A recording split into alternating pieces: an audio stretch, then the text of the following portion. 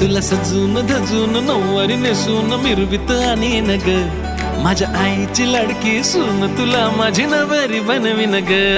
तुला सजून धजून नऊवारी नेसून मिरवित आणि न ग माझ्या आईची लाडकी सून तुला माझी नवरी बनवीन ग अल्लड वाऱ्यात मनाच्या पाऱ्यात तुझंच घर पड